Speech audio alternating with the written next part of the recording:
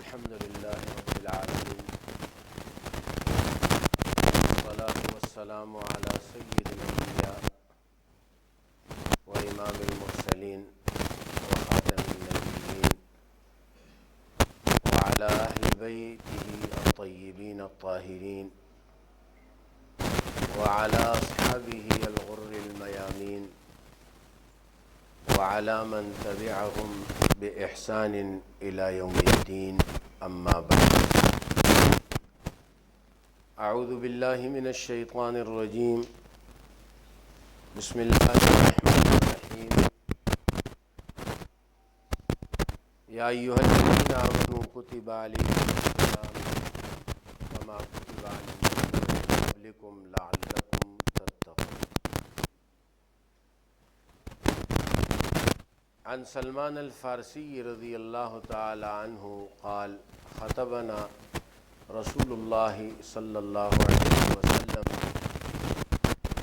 فی آخر یوم من شعبان فقال یا ایھا الناس قد اظلکم شہر عظیم شہر مبارک شہر فیہ لیلۃ خیر من الف شہر جعل اللہ صیامہ فریضہ وقیام لیلہ تطوعا الی آخر الحدیث. صدق اللہ وصدق رسولہ النبی الکریم.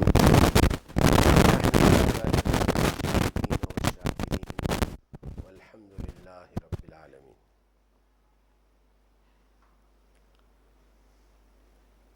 واجب الاحترام میرے مسلمان بھائیوں،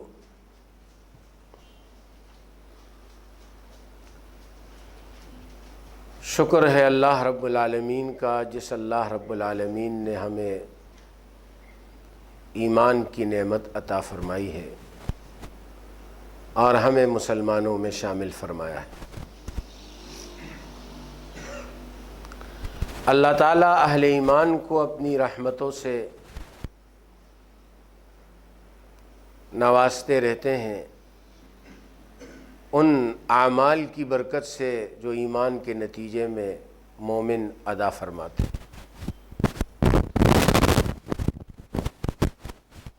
انہی اعمال میں سے ایک بہت بڑا عمل وہ رمضان المبارک کے روزے بھی ہیں. جیسے کہ ہفتے کے 7 دنوں میں اللہ تعالیٰ نے جمعے کو ایک مبارک دن بنایا ہے اور احادیث صحیحہ میں اس کو سید الایام، ہفتے کے 7 دنوں کا سردار حضرت صلی اللہ علیہ وسلم نے جمعے کو فرمایا ہے. ایسے ہی سال کے 12 مہینے میں اللہ تعالیٰ نے رمضان المبارک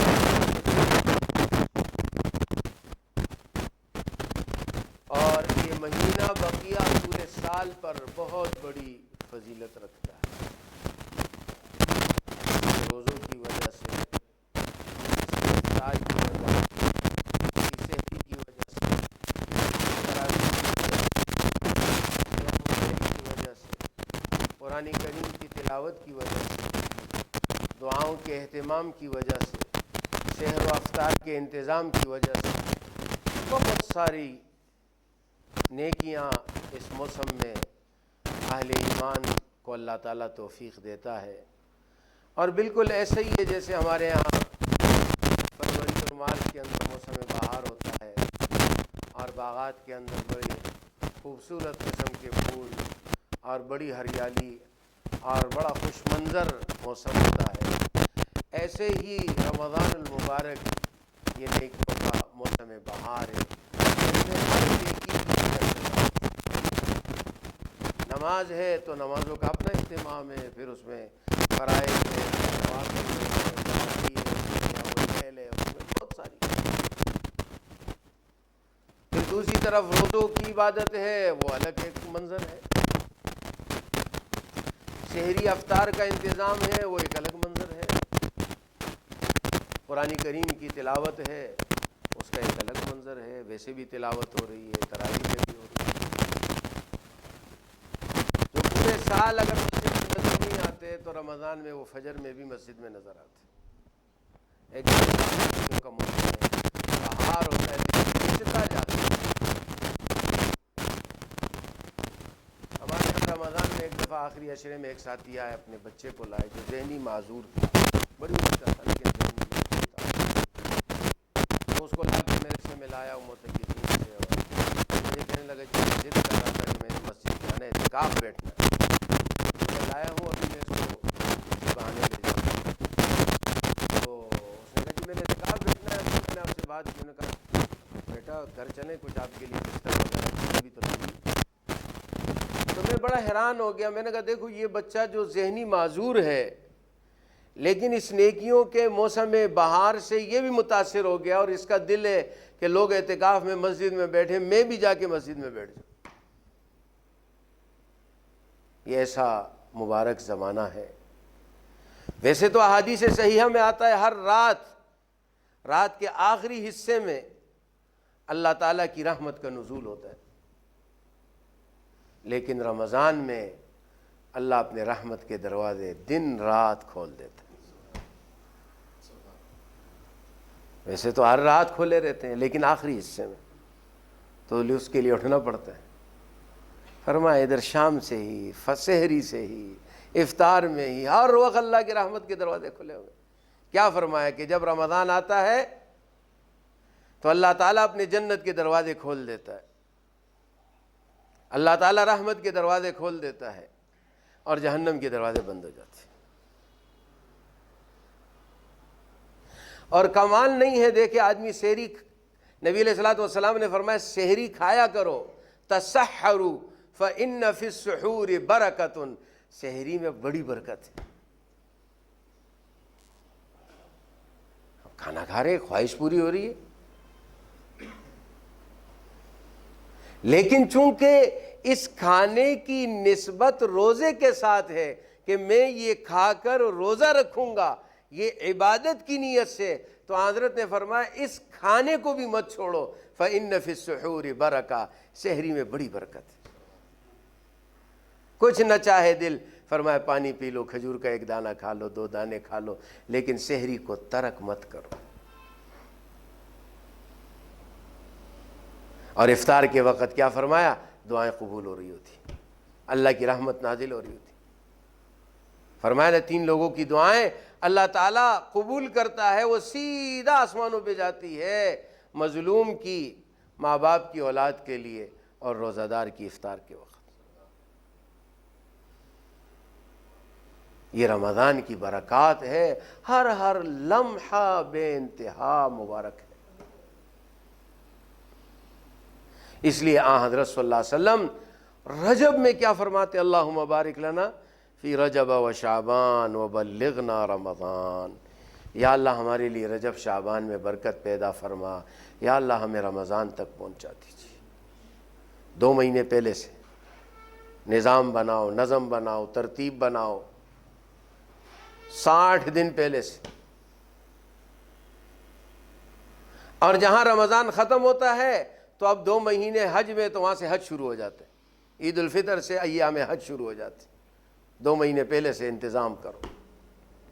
نبی علیہ السلام نے دعا فرمائی، یا اللہ ہمارے لیے رجب شعبان میں برکت پیدا فرما اور ہمیں رمضان تک پہنچا دیجیے۔ اب یہ دعا تو اپنی جگہ، لیکن اصل ایک میسج، ایک پیغام ہے کہ بھئی آپ ابھی سے تیاری کرو، آپ پہلے اپنا حساب کرو، بھئی میرے اوپر کتنی زکوٰۃ ہے، اس کا انتظام کرو، اس کے مصرف کو کہاں میں نے خرچ کرنا ہے، کہاں میں نے یہ عبادت ہے۔ آج لوگوں نے زکوٰۃ کو جو ہے نا بس پھینکنا ہے، پھینکنا نہیں ہے۔ نماز ایک بدنی عبادت ہے، روزہ ایک بدنی عبادت ہے، اس کے لیے اہتمام ہے۔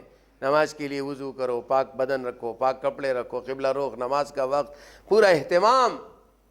روزے کے لیے پورا اہتمام، ایسی زکوٰۃ کے لیے پورا اہتمام کہ بھئی میرے کو اللہ تعالیٰ نے اس قابل بنایا، یا اللہ تیرا شکر کہ انسان خوشی کے ساتھ، یا اللہ شکر ہے کہ آپ نے مجھے یہ توفیق دی ہے، مجھے اس عبادت میں بھی آپ نے شامل فرما دیا۔ بہت سارے لوگ ہیں جو صاحب نصاب نہیں، ان پر زکوٰۃ فرض نہیں، وہ کوئی گناہگار نہیں ہے، ان پر فرض ہی نہیں ہے، ان پر حج فرض ہی نہیں ہے، انہوں نے حج نہیں کیا، اللہ سے، اللہ کے ان سے کوئی پوچھ نہیں ہوگی، اس لیے ان پر فرض ہی نہیں۔ لیکن جس کو اللہ نے توفیق دی ہے وہ تو شکر ادا کرے کہ یا اللہ آپ نے مجھے اس قابل بنایا کہ میں نماز بھی پڑھ لوں، میں روزہ بھی رکھ لوں، میں زکوٰۃ بھی دے دوں۔ طیبوا بہا نفس، رسول اللہ صلی اللہ علیہ وسلم نے ایک جملہ فرمایا، مجھے بڑا مزہ آتا ہے اس میں، وہ ہے تو عید قربانی کے متعلق۔ حضرت صلی اللہ علیہ وسلم نے فرمایا کہ دیکھو جب تم جانور، یہ جو قربانی کے جانور ہے، صحابہ نے پوچھا نا ما ہذہ الاضاحی، یہ کیا ہے؟ فرمایا بھئی یہ حضرت ابراہیم علیہ السلام کی سنت ہے۔ تو فرمایا ما لنا، ہمیں کیا ملے گا اس میں؟ ابراہیم علیہ السلام کی تو قربانی تھی، بیٹا ذبح کرنا تھا، تو وہ اس کی جگہ دو تو ان کو تو اجر ملے گا، تو ہمیں کیا ملے گا؟ نبی علیہ السلام نے فرمایا ہر بال کے بدلے میں ایک نیکی ملے گی۔ اور فرمایا جب جانور قربانی کا تم لٹاتے ہو اور تم چوری پھیرتے ہو، اس کے خون کے زمین پر گرنے سے پہلے اللہ تعالیٰ قربانی کرنے والے کی بخشش فرما دیتے۔ اب مجھے یہ بتائیے، جانور اگر ادھر ادھر لٹایا ہوا ہے تو خون زمین پر گرنے میں کتنا فاصلہ ہے؟ سیکنڈ بھی تو نہیں لگے گا نا۔ لیکن فرمایا کہ بھائی ادھر چوری تم نے اخلاص نیت سے اللہ کو راضی کرنے کے لیے، ادھر اللہ نے تمہاری بخشش کر دی۔ تو اس پر حضور صلی اللہ علیہ وسلم نے ایک جملہ فرمایا، فطیبوا بہا نفسا، خوشی سے کیا کرو۔ یار اب کون بکرے خریدے گا، کون منڈی جائے گا، وہ گرمی ہو رہی ہے اور جناب یہ ہے اور وہ ہے، چلو بھائی ادھر پیسے جمع کراؤ، چلو بھائی ادھر پیسے جمع کراؤ، ادھر پیسے جمع کراؤ، خود کرو۔ ٹھیک ہے زائد ہے، ایک مستحق ادارہ ہے، میں اس کی مخالفت نہیں کرتا، لیکن یہ کہ گھر پہ بالکل ہی نہ کرے، نہیں یہ نہیں، یہ تو دن ہے۔ ٹھیک ہے اللہ نے مجھے توفیق دی ہے، مثال کے طور پر میں 10 قربانیاں کرتا ہوں اور میں ان میں سے 4-6 مستحق اداروں میں یا مستحق علاقوں میں بھیج دوں، ٹھیک ہے بہت اچھی بات، لیکن 2-4 اپنے گھر میں بھی، تاکہ میرے بچوں کو، گھر والوں کو پتہ ہو یہ عبادت ہے ہماری، یہ ہمیں کرنی ہے، اس جانور کو پالنا، اس کو چارہ کھلانا، یہ سب عبادت ہے۔ یہی جانور سال کے بقیہ 360 دن آپ ذبح کرتے رہے، ٹھیک ہے آپ کو صدقے کا اجر ملے گا، لیکن وہ فضیلت جو قربانی کی ہے ہر بال پر نیکی، وہ تو حضور نے فرمایا خوشی سے کیا کرو۔ ایسے ہی زکوٰۃ طیبوا بہا، خوشی سے دیا کرو۔ میرا تو دل ہوتا ہے کہ میں زکوٰۃ دوں، تو میرا دل ہوتا ہے کہ میں زکوٰۃ میں نئے والے نوٹ دوں، پرانے نوٹ بھی نہیں دوں۔ یہ اللہ کے نام پر ہے، اس میں اچھی سی اچھی نئے نوٹ جو بینک سے آئے وہ میں اپنے خرچے کے لیے رکھتا ہوں اور پرانوں کو نکالتا ہوں، پرانوں کو اپنے لیے رکھوں، اللہ کے نام پہ دے رہا ہوں، نئے نوٹ دوں اور خوشی کے ساتھ یا اللہ تیرا شکر ہے آپ نے مجھے اس کی توفیق دی، ورنہ یوں بھی ہو سکتا تھا کہ میرا ہاتھ یوں ہوتا۔ الید العلیٰ خیر من ید السفلیٰ، اوپر کا ہاتھ حضور صلی اللہ علیہ وسلم نے فرمایا نیچے والے سے بہت بہتر۔ تو میں سوچوں کہ میں نے زکوٰۃ نکالنی ہے، اس کا اہتمام، اور میں نے کہاں کہاں، خاص طور پر میرے خاندان میں، میرے رشتہ داروں میں، میرے قرب و جوار میں، ایسا نہ ہو کہ میں تو رمضان میں سحر و افطار کرتا رہوں اور میرے آس پڑوس میں، میرے خاندان میں کچھ افطار و سحری کے لیے پریشان ہو۔ ایسا نہ ہو کل اللہ مجھ سے پوچھے کہ تم نے تو اچھی سحری کی تھی لیکن یہ فلاں رشتہ دار تیرا نہیں تھا، یہ فلاں تیرا قریبی عزیز نہیں تھا، فلاں تیرے پڑوس میں نہیں تھا۔ اسی طرح پھر میں نے صدقہ فطر دینا ہے، عید کی خوشی، ان میں بھی ان غریبوں کو یاد رکھنا۔ اسی طرح رمضان کی تیاری، میں نے روزے رکھنے، میں نے اپنے دنیا کے نظم کو مختصر کر دینا ہے۔ 11 مہینے بڑی محنت کی، اس 1 مہینے میں اس دنیا کی محنت کو تھوڑا مختصر کر دوں۔ اور حضرت صلی اللہ علیہ وسلم نے فرمایا کہ جو اپنے ماتحتوں سے رمضان میں کام کم کروا دے گا اللہ تعالیٰ اس کی بخشش فرمائے گی۔ روزوں کی نسبت سے اپنے ماتحتوں کے کام میں کمی کروا دے کہ بھئی یہ روزہ رکھتے ہیں، روزے کی وجہ سے اللہ کے نبی نے ہمیں حکم دیا ان کے کام میں تخفیف کرو۔ اسی طرح میں اپنی تراویح کے لیے کہ میں تراویح کہاں پڑھوں گا، میں نے قرآن کریم کو سننا ہے، میں نے تراویح کا نظم بنانا ہے، میرے گھر پہ نظم ہے، میرے مسجد میں نظم ہے، کہاں میں نے جانا ہے، کہاں میں نے پڑھنا ہے، یہ سارا نظم میں نے بنانا ہے۔ یہ عبادت اللہ تعالیٰ نے مجھے عطا فرمائی۔ اور اس کا اندازہ کیجئے، رسول اللہ صلی اللہ علیہ وسلم نے فرمایا جس نے رمضان کا ایک روزہ بھی بغیر کسی عذر کے نہیں رکھا، ایک طرف بیمار ہے، اللہ تعالیٰ کی طرف سے بیمار ہے، اس کو رخصت ہے، ایک آدمی مسافر ہے، اللہ تعالیٰ نے اس کو اجازت دی، ایک آدمی کو کوئی عذر نہیں ہے، نہ بیماری ہے، نہ مسافر ہے، نہ کوئی پریشانی ہے، اور وہ بلا کسی عذر کے، شرعی عذر کے، اور وہ روزہ نہیں رکھ پاتا، حضرت صلی اللہ علیہ وسلم نے فرمایا پوری زندگی بھی روزہ رکھے گا وہ رمضان کے روزے کے اجر کو نہیں پا سکے، اتنا قیمتی ہے روزہ، ایک ایک روزہ کتنا قیمتی۔ اس لیے فرمایا روزانہ افطار کے وقت اللہ تعالیٰ لاکھوں بندوں کی بخشش فرماتے، اور روزہ دار کے منہ کی بو اللہ کو مشک سے زیادہ پسند ہے۔ اور حدیث قدسی میں ہے، رسول اللہ صلی اللہ علیہ وسلم نے فرمایا، اللہ نے فرمایا الصوم لی وانا اجزی بہ، روزہ میرے لیے ہے اور اس کا انعام اور بدلہ تو میں ہی دوں گا۔ اب سوال یہ پیدا ہوتا ہے، یہ نماز جو ہم نے پڑھی ہے کس کے لیے؟ یہ بھی تو اللہ تعالیٰ کے لیے۔ جو زکوٰۃ دیں گے، صدقات خیرات دیں گے، وہ بھی تو اللہ تعالیٰ کے لیے۔ جو حاجی حج کرتا ہے وہ بھی تو اللہ تعالیٰ کے لیے۔ تو یہ فرمانا کہ اللہ تعالیٰ فرماتے ہیں کہ روزہ میرے لیے ہے اور میں اس کا بدلہ دوں گا، تو نماز بھی تو اللہ کے لیے۔ تو علماء نے، محدثین نے وہاں یہ نکتہ لکھا کہ اصل بات یہ ہے کہ ہر عمل کی ایک شکل ہے۔ جیسے ابھی ہم نے نماز پڑھی، نظر آ رہی ہے بھئی یہ نماز پڑھ رہے ہیں، کوئی آدمی مستحق کو زکوٰۃ دے رہے، نظر آ رہے بھئی یہ زکوٰۃ کی رقم اس کو دی جا رہی ہے، یا زکوٰۃ کے مد میں اس کو راشن دیا جا رہا ہے، ایک چیز، ایک شکل ہے۔ حاجی حج کر رہے، اس کی ایک شکل ہے، بھئی احرام ہے، طواف ہے، سعی ہے، صفا مروہ ہے، بیت اللہ ہے، منا ہے، مزدلفہ ہے، نظر آ رہا ہے۔ لیکن روزہ، مثال کے طور پر ہم یہاں بیٹھے، ابھی کسی کا روزہ ہے تو کسی کو پتہ ہے؟ کسی کو نہیں پتہ۔ رمضان میں کسی کا روزہ ہے یا نہیں ہے، یہ تو اللہ کے، اس کے بندے کے درمیان ایک بڑا راز ہے۔ تو روزہ ایک ایسا عمل ہے کہ اس کی ظاہری کوئی شکل نہیں ہے۔ بندہ اپنے کمرے میں اکیلا بیٹھا ہے، گرمی ہے، پیاس لگی ہوئی ہے، پانی پاس موجود ہے، نہیں پی رہا، ایک گھونٹ بھی نہیں پی رہا، تو یہ اللہ تعالیٰ سے محبت ہے، دل میں اللہ کی عظمت ہے، شکر ادا کرے، یا اللہ آپ نے مجھے اپنی اتنی محبت دی، یا اللہ میں کتنا خوش نصیب ہوں،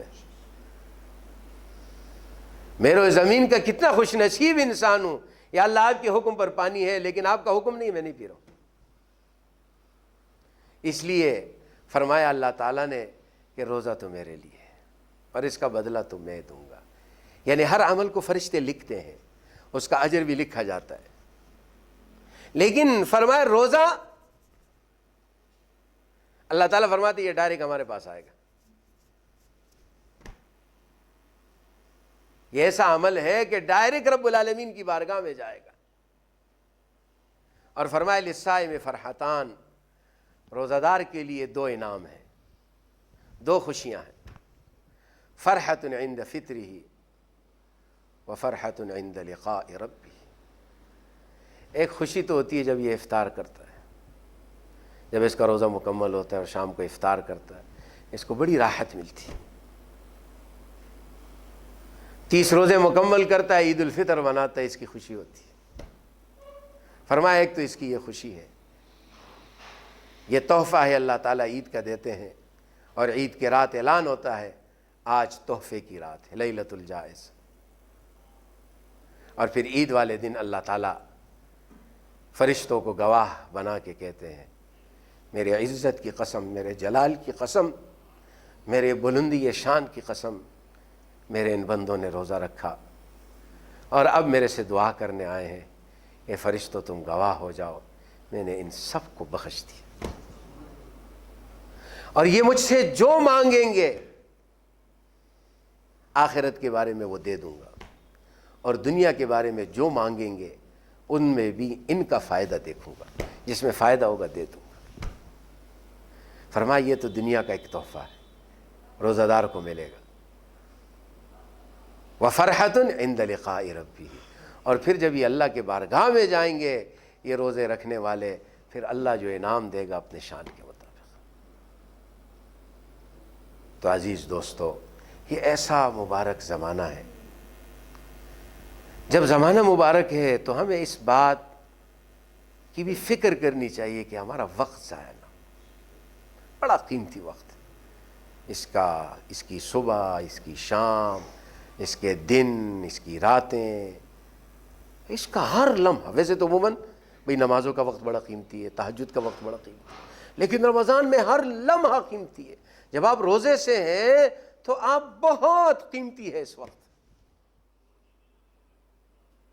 آپ نے اللہ کے امر سے کھانے پینے کو چھوڑا ہے، لیکن یہاں ایک نکتہ اللہ نے ذکر کیا، لعلکم تتقون، کہ یہ روزے میں نے اس لیے فرض کیے، اے میرے بندوں میں چاہتا ہوں کہ تمہارے اندر میں فٹنگ تقوی کی ہو جائے، تمہارے اندر میں گناہوں سے نفرت ہو جائے، اندر میں نیکیاں گھس جائے۔ لعلکم تتقون، تم گناہوں سے بچو۔ میں نے آپ کو مثال دی، میں اپنے کمرے میں بیٹھا ہوں، آپ اپنے کمرے میں بیٹھے، سخت گرمی ہے، ٹھنڈا پانی موجود ہے، پیاس لگی ہوئی ہے، پانی کو دل چاہ رہا ہے، دروازے بند ہیں، کوئی دیکھنے والا نہیں ہے، لیکن آپ پانی کو ہاتھ نہیں لگاتے۔ نہیں، میرا روزہ ہے۔ آپ کو بھوک لگی ہے، آپ کے سامنے کھانے کی چیز موجود ہے، آپ کہتے نہیں میرا روزہ ہے۔ اب یہ کھانا، یہ پانی، یہ حلال ہے، لیکن اللہ کے حکم سے آپ نے اپنے اوپر کہ اس وقت افطار تک میرے لیے جائز نہیں۔ تو جو چیز پہلے سے حرام ہے، جھوٹ بولنا تو پہلے سے حرام ہے، غیبت کرنا تو پہلے سے حرام ہے، گالی دینا تو پہلے سے حرام ہے، بد نگاہی کرنا، نامحرم عورتوں کو دیکھنا تو پہلے سے حرام ہے، گانا سننا تو پہلے سے حرام ہے، فلم دیکھنا تو پہلے سے حرام ہے۔ تو جو چیزیں پہلے سے حرام ہیں تو اس کو تو ضرور چھوڑنا پڑے گا۔ جب میں نے اس جائز کو چھوڑ دیا کہ پانی پینا جائز ہے، کھانا پینا جو ہے میرے لیے حلال ہے اور اپنی جائز خواہش کو پورا کرنا میرے لیے میں نے ان راستوں کو اللہ کی رضا کے لیے چھوڑ دیا کہ اس وقت میرے لیے افطار تک ممنوع ہے، تو جو پہلے سے ناجائز ہے، پہلے سے حرام ہے، اس پہ اللہ ناراض ہوتا ہے، تو میرے لیے وہ پھر کیسے روزے میں جائز ہو؟ اس لیے اللہ تعالیٰ نے جس آیت میں یہ ذکر فرمایا کہ اے مسلمانوں تم پر روزے فرض کیے گئے، تو اس میں یہ بات ذکر کر دی کہ روزے کیوں فرض کیے ہیں، اللہ تعالیٰ کیا چاہتے ہیں۔ فرمایا لعلکم تتقون، تاکہ تمہارے اندر تقوی کی فٹنگ ہو جائے، تمہارے اندر میں نیکیوں اور اچھے کاموں کے جذبات اور گناہوں سے نفرت پیدا ہو جائے، کہ وہ کام یا وہ بات جس سے اللہ تعالیٰ ناراض ہوتے ہیں اس کو تو میں نے نہیں کرنا، اس سے تو میرے بچنا ہے۔ یہ تو اللہ کی رحمتوں کا زمانہ ہے، اسی لیے حدیث میں آتا ہے حضرت صلی اللہ علیہ وسلم نے فرمایا کہ دیکھو جنت کے دروازے کھلے ہیں اور جہنم کے دروازے بند ہیں، یا باغی الخیر اقبل، فرشتہ اعلان کرتا ہے، نبی علیہ السلام نے فرمایا، اللہ تعالیٰ کی طرف سے فرشتہ کیا اعلان کرتا ہے؟ یا باغی الخیر اقبل، اے نیکیوں کے طلبگار آگے آ جا، آگے آ جا۔ یہ تو نیکیوں کا زمانہ ہے، جہاں ایک فرض 70 فرضوں کے برابر، ایک فرض پڑھیں گے 70 کا ثواب ملے گا۔ من ادا فریضۃ کان کمن ادا 70 فریضۃ فی مصر۔ اور جو اس زمانے میں کوئی ایک نیکی کرے گا اللہ اس کو فرض کا اجر دے گا۔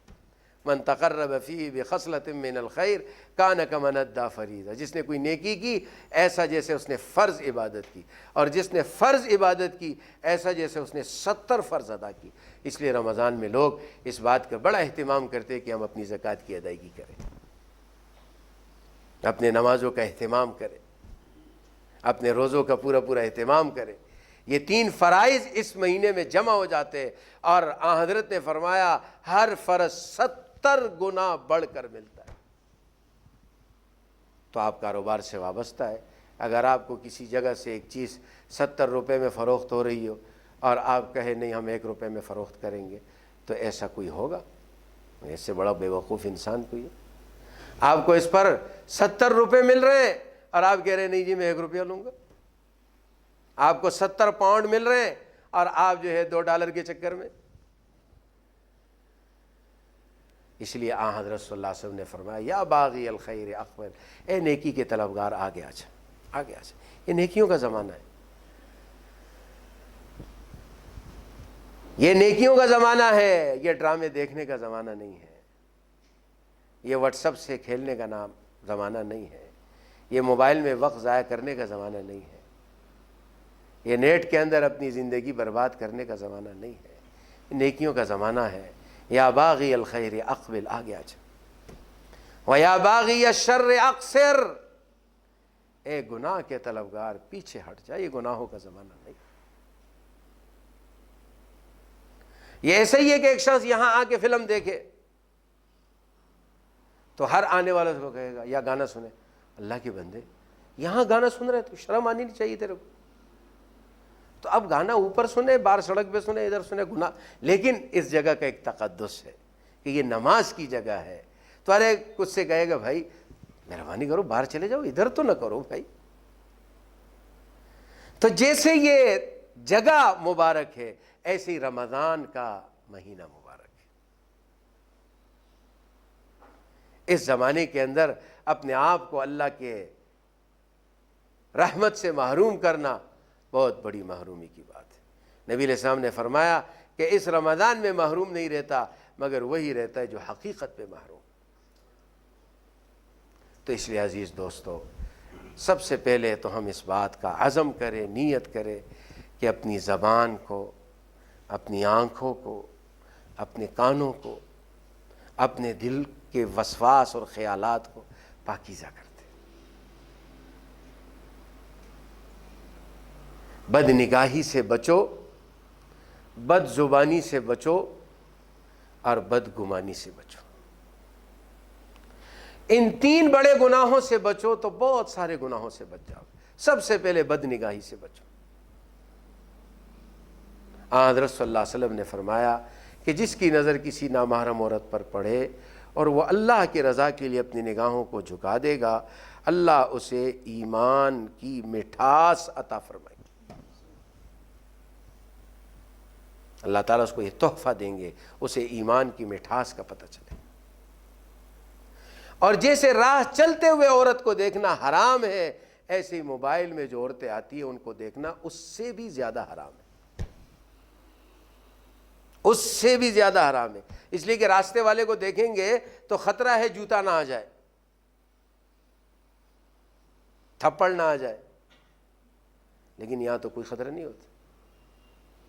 اس لیے علماء نے فرمایا اس طرح کی عورتوں کی تصویریں دیکھنا اس عورت کو دیکھنے سے زیادہ بڑا گناہ. شیطان ہمیں برباد کرتا. ہماری یہ نگاہیں جس میں اللہ نے حیا رکھی ہے، جس کو اللہ تعالیٰ نے ہمیں اپنے دیدار کے لیے رکھا ہے، شیطان چاہتا ہے کہ یہ اللہ کی دیدار سے محروم ہو جائے، یہ حیا سے محروم ہو جائے، یہ قرآن کی تلاوت سے محروم ہو جائے، یہ ان اجر و ثواب. کیا فرمایا احادیث صحیحہ کے اندر ہے کہ جو شخص اپنے ماں باپ کو محبت کی نگاہ سے دیکھتا ہے اللہ تعالیٰ اس کو حج مقبول کا ثواب دیتے. صرف ایک نگاہ مسکراہٹ کے ساتھ دیکھتا ہے وہ خوش ہو جاتا ہے. صحابی نے کہا اللہ کے رسول اگر ایک آدمی 70 دفعہ دیکھے، یعنی مقصد یہ کہ دن میں آدمی بار بار دیکھے پھر کیا ہوگا؟ حضرت صلی اللہ علیہ وسلم نے فرمایا اللہ اکبر اللہ اطیب و اکثر، اللہ بہت بڑے ہیں، اللہ کے خزانے بہت بڑے. تم 70 دفعہ دیکھو گے تو اللہ 70 دفعہ اجر دے گا، تم 70,000 دیکھو اللہ 70,000 اجر دے گا. اللہ تعالیٰ کے خزانوں میں کوئی کمی ہے؟ ان نگاہوں کو ماں باپ کے دیکھنے پر حج مبرور کا ثواب ہے. ان نگاہوں سے قرآن کی تلاوت کرنے پر، ان نگاہوں سے اپنے حیا کو برقرار رکھنے پر اللہ تعالیٰ انسان کو اجر دیتا ہے.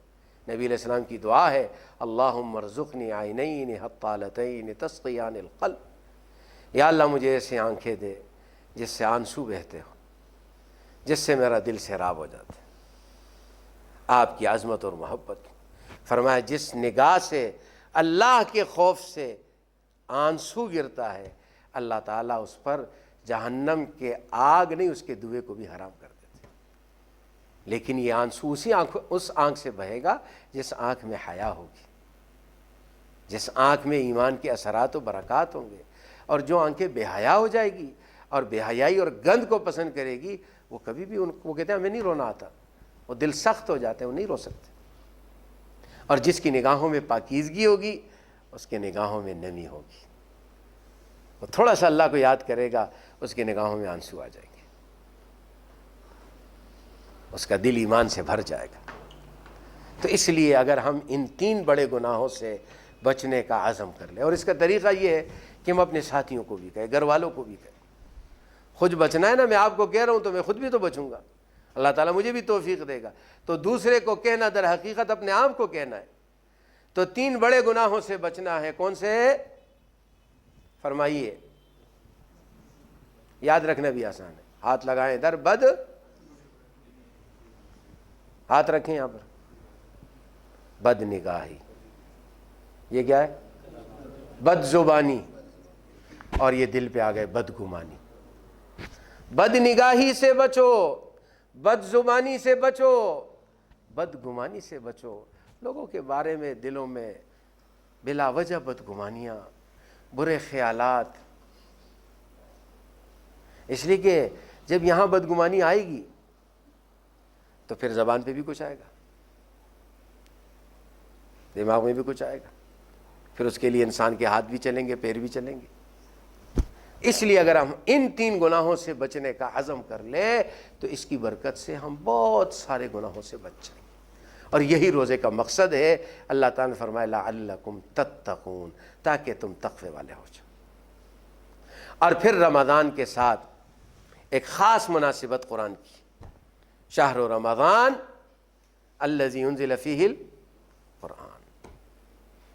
امام بخاری رحمۃ اللہ علیہ بہت بڑے محدث ہے. حافظ ابن حجر نے لکھا ہے امام بخاری روزانہ صبح سے شام تک ایک قرآن پاک پڑھتے تھے، سارے معمولات چھوڑ دیتے تھے. رمضان میں امام بخاری بہت بڑے محدث ہے، بہت بڑے عالم ہیں، ساری اپنی مشغولیات ختم، روزے قرآن تراویح، روزے قرآن تراویح، روزانہ ایک قرآن مکمل فرماتے تھے. تو ہم ایک پارہ تو پڑھ سکتے ہیں، 2 پارے تو پڑھ سکتے ہیں، ہمت کر. اور رمضان کے ساتھ قرآن کی خاص مناسبت ہے. رمضان کا مہینہ تو یہ ہے ہی قرآن کا مہینہ. اور آپ کو پتہ ہے جب کسی پھل کا موسم آتا ہے تو وہ پھل بہت پایا جاتا ہے اور سستا ہو جاتا ہے، اور اس کا کھانا بڑا فائدہ دیتا ہے. حکیم سعید صاحب رحمۃ اللہ علیہ فرماتے تھے نا، میں سستا پھل کھاتا ہوں. کسی نے کیا مطلب؟ کہنے لگا میں ہر موسم میں موسم کا پھل کھاتا ہوں بس. تو موسم میں اگر کسی نے وہ پھل نہیں کھایا تو بعد میں کیسے کھائے گا؟ تو اگر رمضان میں ہم نے تلاوت کا معمول نہ بنایا تو بعد میں 11 مہینے ہم کیا تلاوت کریں؟ جب اس کا موسم ہے کہ اللہ تعالیٰ فرماتے ہیں رمضان میں قرآن اترا ہے، یعنی اللہ نے لوح محفوظ سے آسمانی دنیا پہ اتارا اور پھر وہاں سے تھوڑا تھوڑا کر کے حضرت صلی اللہ علیہ وسلم پر. تو یہ نیکیوں کا موسم بہار ہے، اور خصوصاً قرآن کے تلاوت کا یہ موسم ہے. تو اگر اس موسم میں بھی ہم تلاوت میں سستی کریں گے تو یہ تو بہت ہی ہماری جو ہے وہ کم نصیبی ہوگی.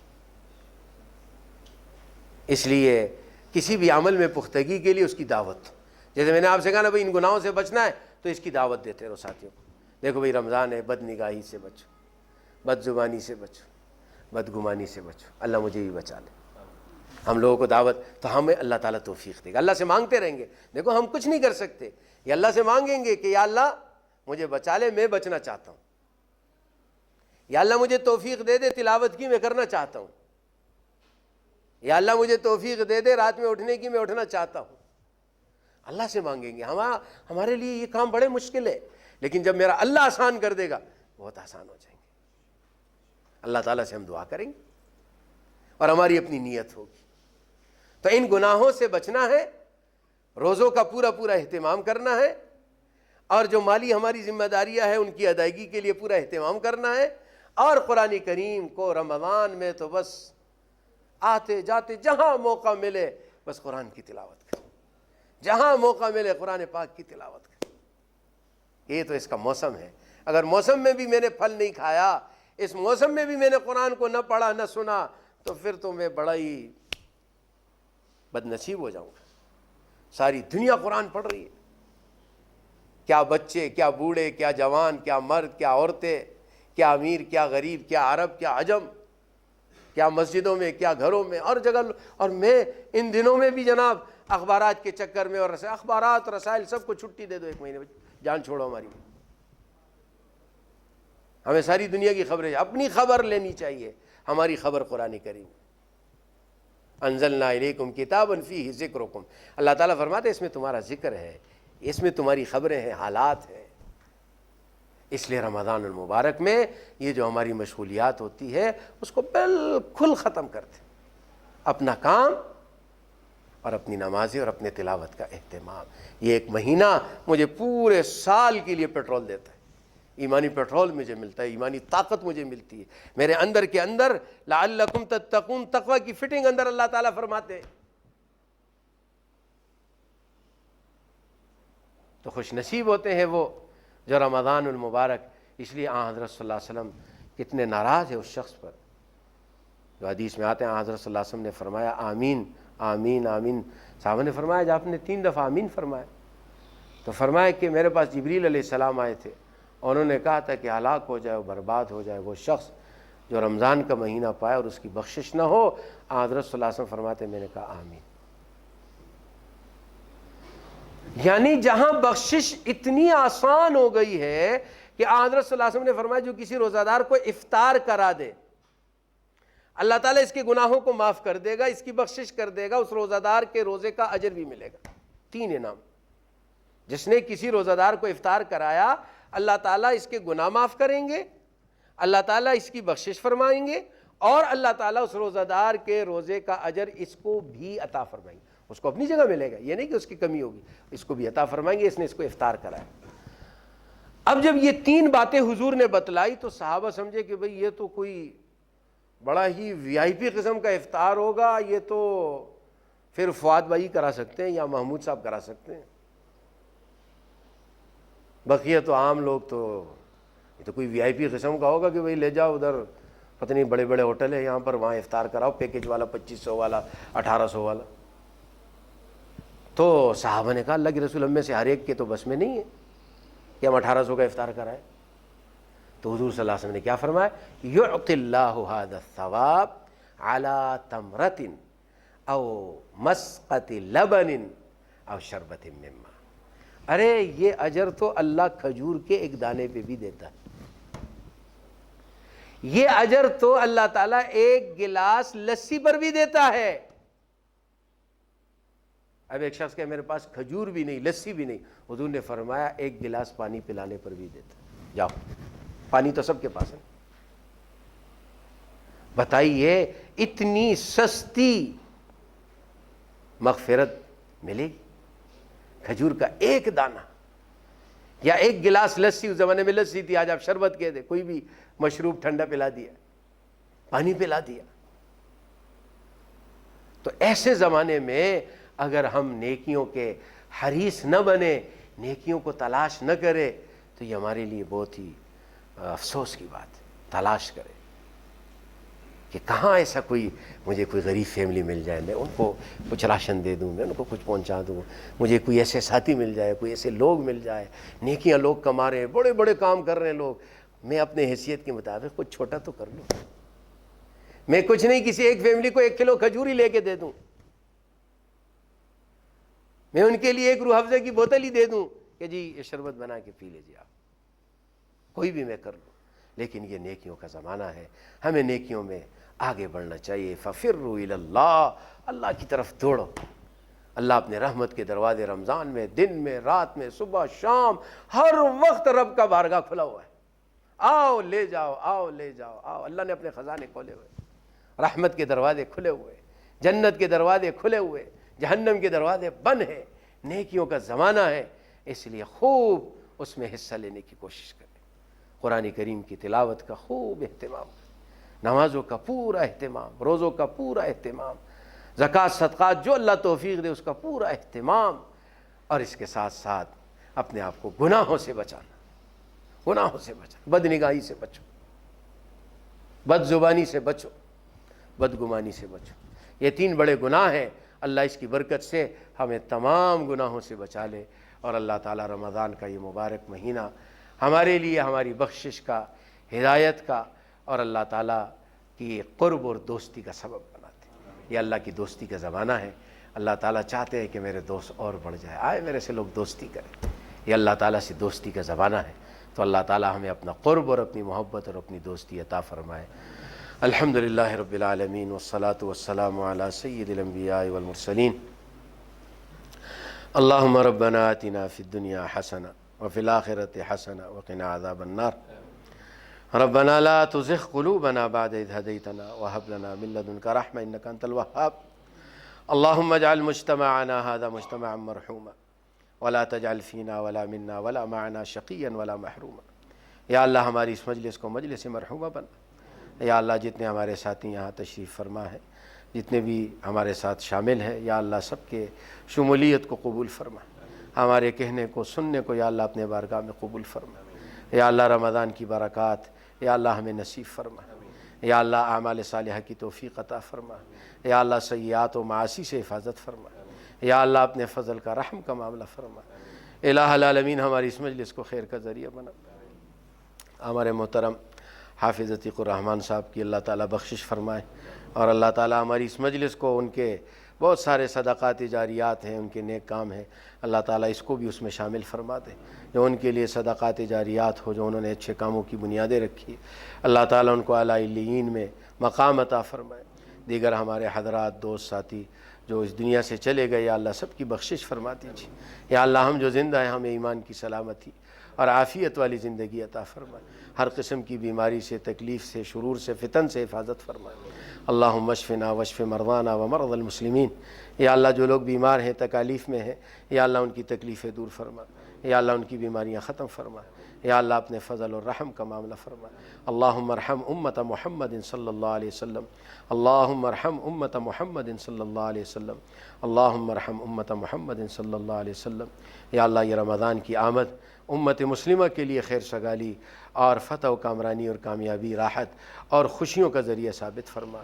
جہاں جہاں مسلمانان عالم جس جس قسم کی تکالیف میں، پریشانیوں میں، یا اللہ اس رمضان کے مبارک مہینے کی برکت سے امت مسلمہ کی ان تمام پریشانیوں کو دور فرما، یا اللہ اپنی رحمتوں سے مالا مال فرما۔ صلی اللہ تعالی علی خیر خلقہ محمد وآلہ وصحبہ اجمعین برحمتہ۔ جزاک